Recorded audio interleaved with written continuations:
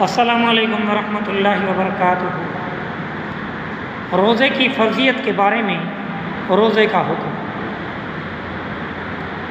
رمضان شریف کے پورے روزے رکھنا ہر عاقل بالغ مقیم اور تندرست مسلمان مرد عورت پر فرض ہے۔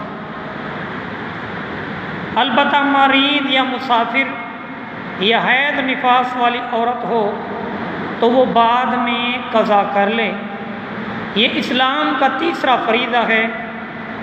جو اس کے فرض ہونے کا انکار کرے وہ مسلمان نہیں رہتا۔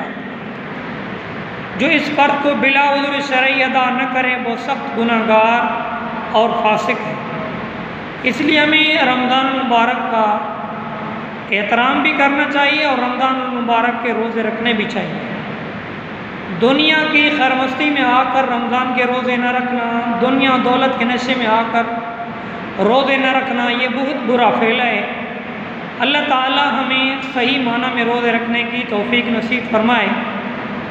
اگر مجبوری کی وجہ سے روزے نہ رکھ سکیں تو بعد میں ان روزوں کی قضا کر لے۔